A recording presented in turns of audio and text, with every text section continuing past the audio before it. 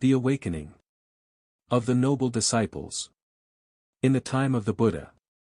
Even though the scriptures do not describe in detail the mental states prior to each individual's awakening, by implication, they mainly refer to realization in the second part, because liberation from suffering has a fixed structure of two distinct parts.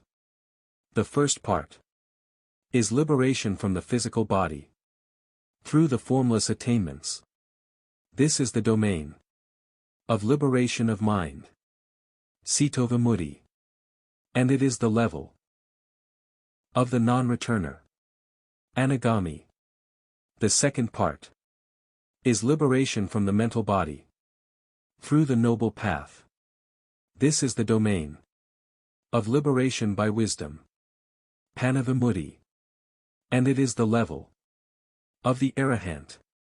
The noble disciples in the Buddha's time had already been liberated from the physical body through the formless attainments beforehand, with the mind firmly established in the emptiness of the formless sphere.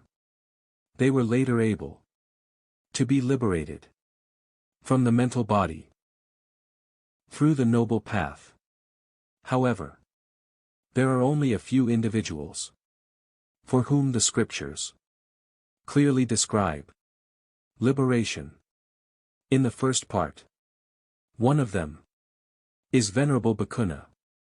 While his body was still in good condition, he devoted himself to the four foundations of mindfulness, practicing continuously for a long period of time, until a single unifying principle, the one Dhamma, arose in the mind.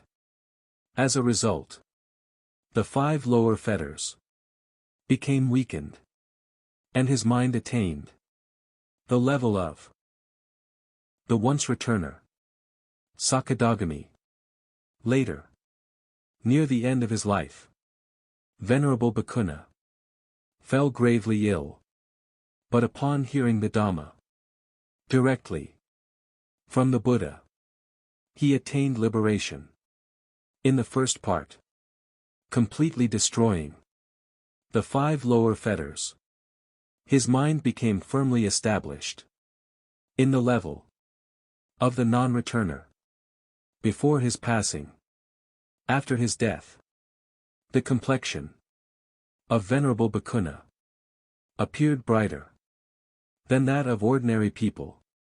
As for the spontaneous arising of emptiness, in truth, this is merely attainment. At the level of concentration, it has not yet reached liberation in the first part. Therefore, those who experience such emptiness must rely on the principle of twofold liberation, established by the Buddha, using it to examine themselves, to see whether their liberation is complete according to the Dhamma.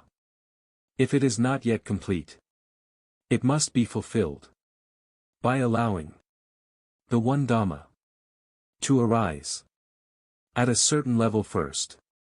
Even if liberation in the second part has not yet been reached, the mind is already considered safe from sasra. But if a practitioner refuses to compare their experience with the principle of twofold liberation laid down by the Buddha, and clings only to the emptiness of jhana, believing it to be full awakening in the second part, then sasra will continue to extend without end.